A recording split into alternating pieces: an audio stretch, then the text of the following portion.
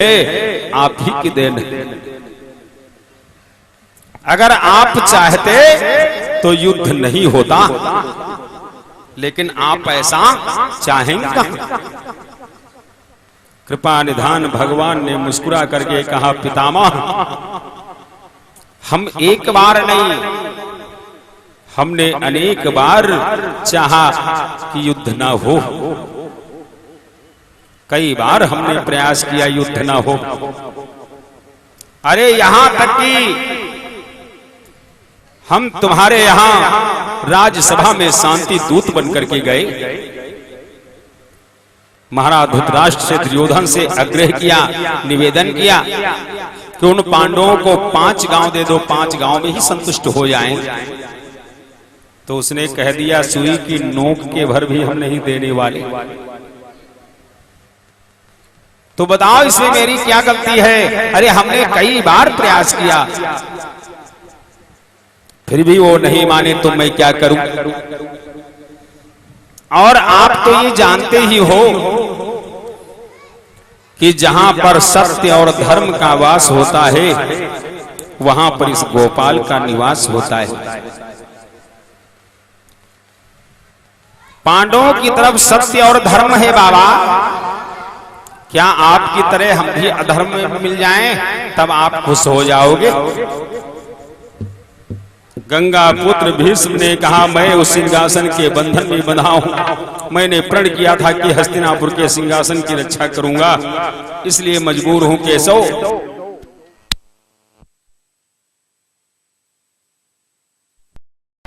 प्रेम solo Vrindavan Bihari लाल की जय हो। कृष्ण स्वरूपा श्रीमद् भागवत महापुराण की जय हो।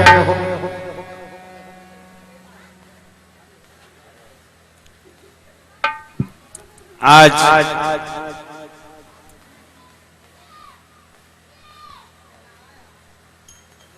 देखो इसमें कहां तक बोले हैं, क्या बोले?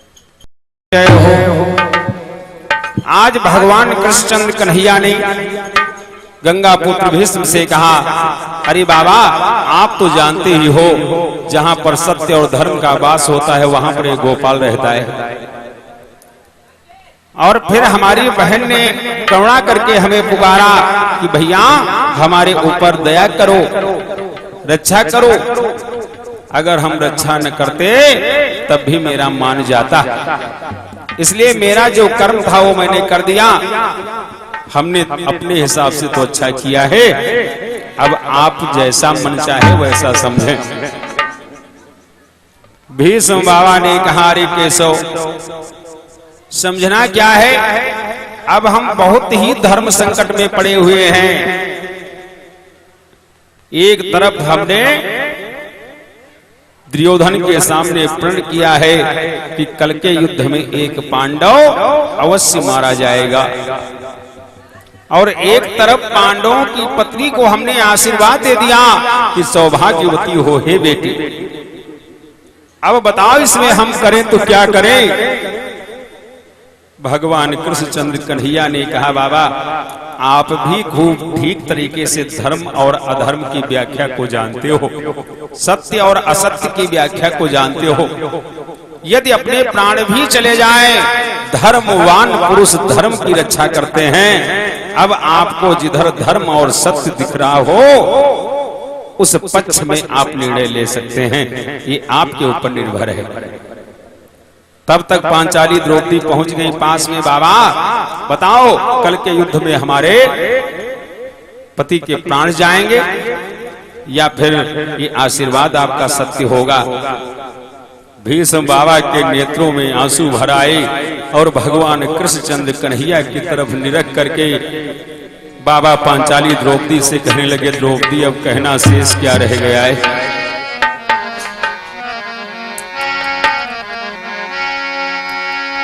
श्रोता भक्तों, भीष्म बाबा ने भगवान कृष्ण के ऊपर ही छोड़ दिया,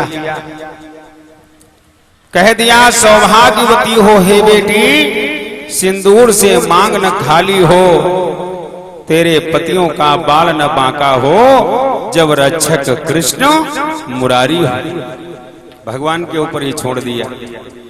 और फिर भगवान से कहा, और प्रभु इधर आशीर्वाद तो हमने दे दिया है, लेकिन कान खोल करके सुन लो, अगर हमारा प्रण झूठा हो रहा है तो हम आज एक और प्रण करते हैं। जैसे हमारा प्रण झूठा हो रहा है कि कल के युद्ध में एक पांडव मारने को हमने कहा है, सो नहीं मारा जाएगा,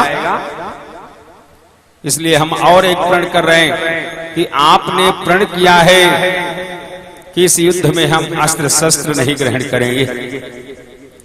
अगर हमने आपको अस्त्र शस्त्र ग्रहण करने पर मजबूर न कर दिया तो मेरा भी नाम गंगा पुत्र भीष्म नहीं है। भगवान श्याम ने हाथ जोड़ करके कहा, जैसी आपकी इच्छा वैसा होगा, लेकिन एक निवेदन जाते जाते मैं आपसे करना चाहता हूं।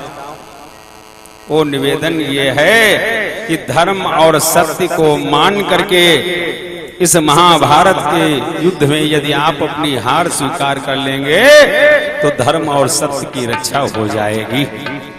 क्योंकि प्रभु जानते थे कि अगर ये गंगा पुत्र भीष्म चाहें तो पल मारते घन पूरी सेना को संहार कर सकते हैं, क्योंकि इनको इच्छा मृत्यु का वरदान है, जब तक ये चाहेंगे नहीं तब तक मरेंगे नहीं। इसलिए प्रभु ने निवेदन किया कि धर्म सत्य की रक्षा करने के लिए यदि आपके प्राण भी चले जावें तो आप धर्म सत्य की ही रक्षा करना। भीष्म बाबा ने कहा, अरे प्रभु आप अंतर्यामी हैं, आप सब कुछ जानते हैं कि इस समय हम क्रोध के आवेश में आकर के आपसे ऐसा बोल गए, लेकिन मेरे हृदय में आपका वास है। मैं जिस समय प्राण त्यागूंगा उस समय आप मेरे सामने होंगे, और आपका नाम लेते हुए जब मैं प्राण त्यागूंगा तो संसार में मेरा नाम अमर हो जाएगा। अब ये बात भैया सत्य है, जो भगवान का नाम लेते हुए प्राण त्यागते हैं सीधे भगवान के धाम को जाते हैं।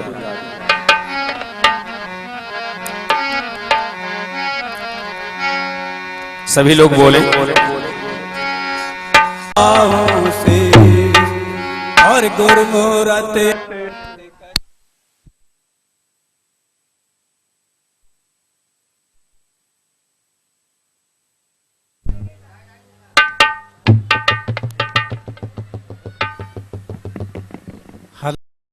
और सत्संगत के बीच में के नाना फल रहे जो। तो आज जो है द्रौपदी देखिए भक्त आज भगवान से विनती आज कर रही है, कहती है, हे प्रभु आज हमारी मर्यादा बचाए। आज किस तरह कह रही है, और पांचों पति गए